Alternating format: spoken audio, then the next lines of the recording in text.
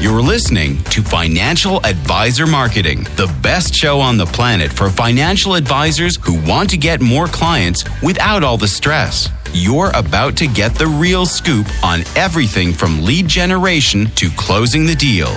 James is the founder of theadvisorcoach.com, where you can find an entire suite of products designed to help financial advisors grow their businesses more rapidly than ever before. Now, here is your host, James Pollard.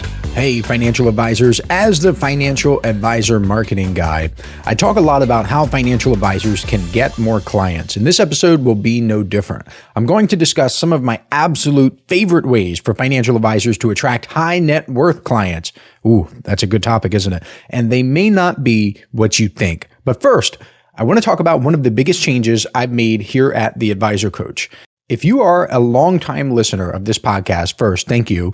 Second, you know I have the Inner Circle newsletter. It's the real paper and ink newsletter that gets shipped directly to your door every single month. I talk about it all the time. I harp on it because my newsletter subscribers are honestly the biggest source of ideas for this podcast. Well, I've been writing that newsletter for years, and during that time, I've allowed newsletter subscribers direct email access to me for their questions. There are actually some advisors who have told me they don't even read the newsletter. They just pay every month so they can ask me one or two things every so often. Hey, whatever works, I guess. I would prefer that they read the newsletter because I write it in order to help them, and I pack it with information that maybe if they read it, they wouldn't have to ask me questions, but whatever. I'm not one to judge. Anyway, I recognize there is a segment of the advisor population that wants direct help from a real human being who can help them with their marketing and business building challenges. Therefore, I am going to start doing monthly office hours exclusively for Inner Circle members.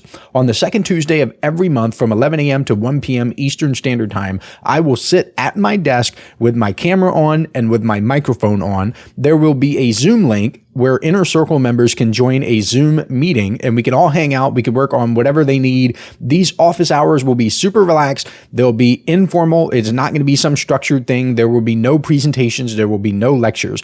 They will be like office hours. They'll be open. They'll be interactive. They'll just be relaxed sessions where you can ask questions, seek advice, discuss strategies, and just hang out. If whatever you want to do, it will literally just be me and whoever shows up hanging out in a Zoom room together. And if you join, then you can join for 5 minutes, 30 minutes, or the whole 2 hours. It is up to you and it doesn't matter. I am here to serve you. You are the one who is important. I work for you.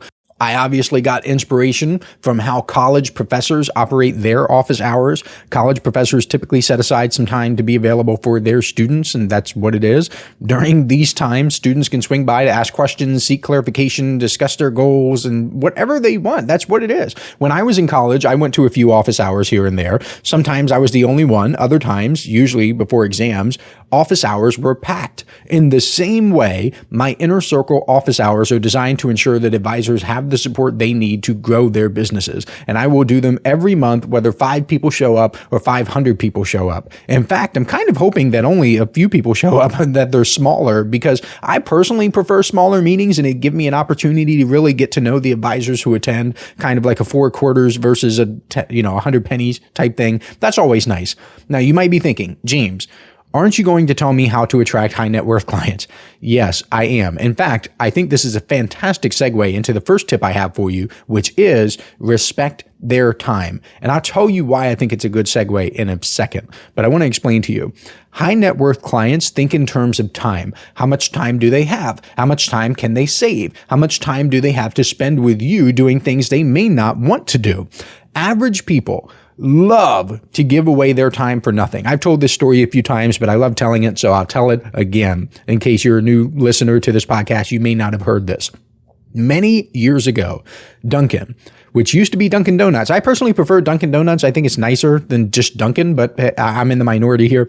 Dunkin' ran this promotion where if your local NFL team won its game, then you could get a free iced coffee on Monday morning. Now, where I was living at the time, the Philadelphia Eagles were the local team. I remember one morning, it was Monday after the Eagles won their game, I saw a line around the block at Dunkin'. No exaggeration, literally around the block.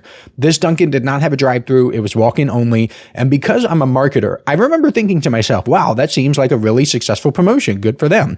Now, it depends on how much money they made and how much profit they made from that promotion. But just seeing a whole bunch of people there, I was assuming that it was a good promotion. And I started looking at the people in line. I started observing them. I guess you could say I was studying their demographics. Again, marketer brain, I know.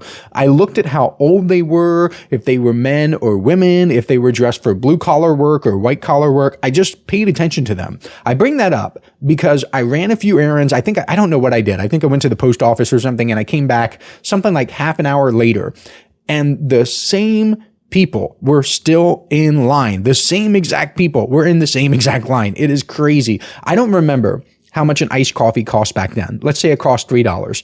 That means if you spent 30 minutes in line to receive $3 worth of free stuff, you valued your time at $6 per hour. And I think the minimum wage in Delaware was $7.25. So it's less than minimum wage. If I approached the same people in line and I offered them a job for minimum wage or even $8, $9, $10 an hour, they probably wouldn't take it. The reason that's astounding to me is because the same street with that Dunkin' had other coffee shops with truthfully better coffee. Look, I love Dunkin'. I get Dunkin' all the time. I got Dunkin' this morning, actually. But there are better options. If they went to another coffee shop, they probably could have had their coffee in a few minutes or less, and they wouldn't have had to stand in line for over 30 minutes for a darn free medium. By the way, you couldn't get large. It had to be medium. It was a free medium iced coffee. The reason I said my newsletter stuff was a good segue for this is because I think in terms of time. I have been answering Inner Circle newsletter questions, their member questions, pretty much every day for several years now. There have been days where I've spent more than 2 hours at my computer typing up responses to people. One of the selfish reasons why I'm doing the office hours is because I'm hoping that some people will save their questions for the office hours and therefore save me more than the 2 hours I'm spending. So please think of me, think of James. And if that happens, the office hours will make me more productive. And that's important. I'm just going to tell you like it is. I would like to be more productive. Plus, I think it's a better experience to just come hang out and work through whatever challenges you have and get it done one-on-one. And what's nice is that because I do not and will not have all the answers, it'd be cool for everyone to meet each other and learn from each other. I want to build a real community, a real network where people come hang out and chat and grow with one another. I think it'd be really cool if financial advisors put together some sort of blog post or online ad or infographic about how much time they estimate they save their clients. Especially if they're going after high net worth clients. I don't think I've ever seen anything like that, but I think it would be awesome. I feel like high net worth clients would love it because, again, they think in terms of time. I mean, one of the reasons people become high net worth is because they are just more productive. We all have the same 24 hours in a day, and some people are simply better users of that time than others from an economics perspective. I mean, you could spend more time with your family, you could have a loving relationship, and all that is good, and I totally espouse that. I want people to have that in their lives. However, if someone is worth $10 million at age 30 and another person is worth negative $100,000 at age 30, then the fact of the matter is that the person worth $10 million was more economically productive with his time or her time, and assuming they both started from the same place. Moving on to number 2. Listen up, financial advisors. This is something special I'm doing exclusively for people who listen to this podcast. If you subscribe to the Inner Circle newsletter over at theadvisorcoach.com/coaching, I will send you a collection of 7 copyright-free emails personally written by me that you can use right away to begin getting more clients. I call these my objection-busting emails because they're designed to overcome the biggest objections financial advisors face. All you have to do is send me an email letting me know you've subscribed, and I will reply back with a link where you can download them for free. I originally offered these in the May 2024 Inner Circle newsletter issue, and it was one of the most popular bonuses I've ever given away. Today, these 7 objection-busting copyright-free emails are only available to listeners of this podcast because I'm not mentioning them anywhere else. Go to theadvisorcoach.com/coaching to subscribe today. Now, back to the show. Number 2 is to build connections with other professionals. Now, I don't have the studies and research reports in front of me, so I can't cite my sources this time. I know I usually cite my sources. I'm sorry, you're just going to have to trust me. But high net worth clients are more likely than others to get referrals from CPAs, estate planning attorneys, and other professionals.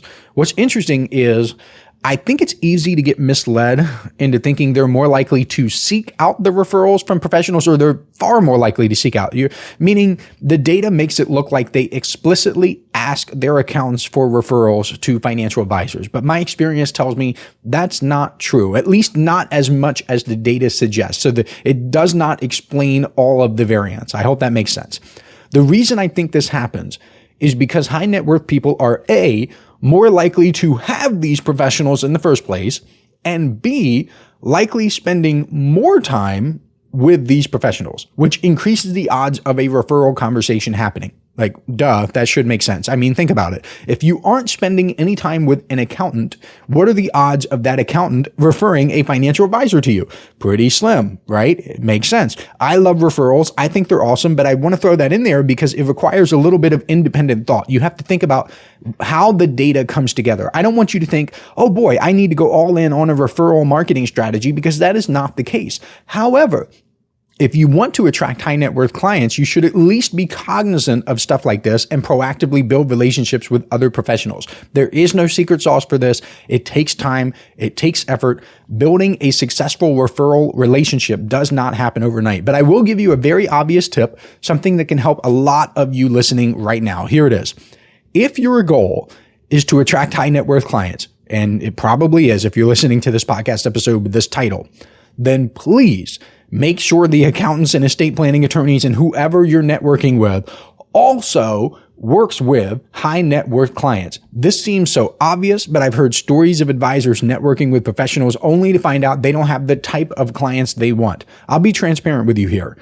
The ideal, the best case scenario is for you to work with a specific niche market and have a working relationship with professionals who also work with that same niche. Meaning you are a financial advisor who works specifically with farmers, and you have a working relationship with an accountant who works specifically with farmers as well. That is the ideal. Again, that is the best case scenario. But if you're just trying to get high net worth clients and you don't really have something super specific, then make sure at a minimum that the person you're trying to network with also serves high net worth clients, because sometimes they don't. And I've seen cases where it just backfires with the financial advisors. Next, this is number 3. I mean, I don't think I put a number in the title, and I'm going to put a number in the title, but I have 3 tips for you. This is the third and final one. It is to lengthen your sales cycle. I'm just going to tell you like it is. All else being equal, the financial advisor who wins is the one who can stay in the game the longest. This is especially true for financial advisors who want to work with high net worth clients. I don't know what it is that gets advisors to think that the sales cycle for financial advice should be short.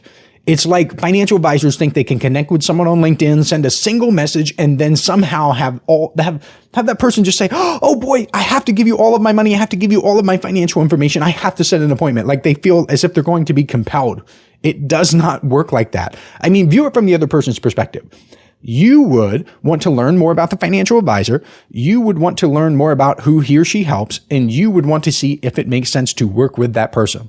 Also, I don't know if you know this or not, but people have lives. Well, at least some people do. There are a lot of people where I think, wow, you should get a life, but a lot of people have lives. They're not sitting around thinking about you all of the time. I wish they were, and you probably wish they were too, but they're not. They're not thinking about you.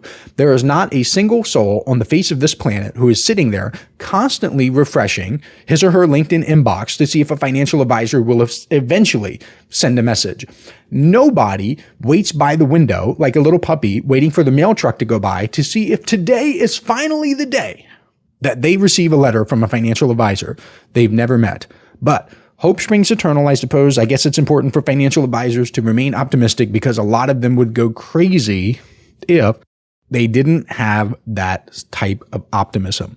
Anyway, the reason embracing a longer sales cycle is important in attracting high net worth clients is because it will likely take a little bit longer. And even if it doesn't, it's good to be prepared for it taking longer. Does that mean you have to spend your time one-on-one with each person? No, and I don't expect you to do that. However, you should have a good portfolio of marketing assets designed to build trust, credibility, and rapport with people over time. That is what makes the magic happen.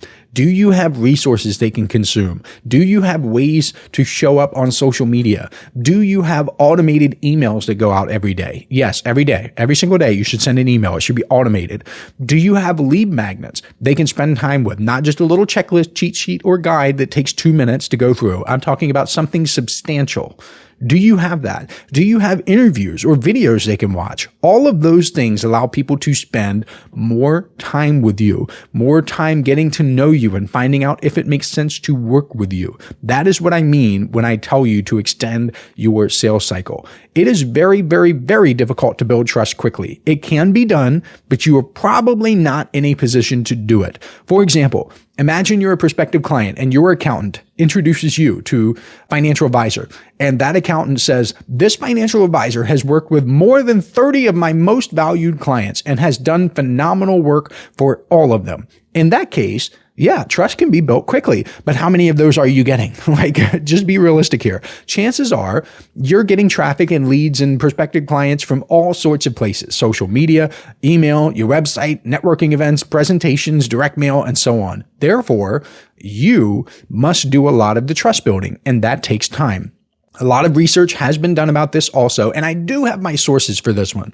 A man named Robert Clay analyzed a bunch of sales cycles in multiple industries and found that only 2% of sales occur after the first contact. The other 98% of sales happen only after a certain level of trust has been established. If you think you're going to do some one and done marketing strategy, you might as well light your money on fire. I can also tell you from my experience working with financial advisors for quite a long time now and working with a ton of them, that the bulk of conversions happens after 5 contacts. I've seen it in so many areas. Email marketing is the obvious one. It is so much better for financial advisors to have at least 5 emails in a sequence, because then they can get the 5 contacts right there. And then everything else is just gravy on top. But I've also seen it with online ads, meaning a financial advisor who targets the exact same audience over and over again with different headlines and images will get much better results than an advisor who runs one ad and quickly turns it off because it quote unquote isn't getting results. Well, yeah, what do you expect? Do you really think people are sitting around just waiting for that one magic ad to show on their Facebook feed, and as soon as they see it, they immediately schedule an appointment and give you all of their financial information? It sounds absurd when I say it that way, doesn't it? But that's how some financial advisors operate. I want you to quit it. If you're one of those financial advisors, just quit it. It is wild. just how much better all marketing can perform if it is extended a little bit, especially when attempting to go after high net worth clients. All right, those are 3 of my favorite tips for you. I know this was a shorter podcast episode than normal. Respect their time, build connections with other professionals, and lengthen your sales cycle. Don't ignore this information because it seems too simple, and I will catch you next week. This is thepodcastfactory.com.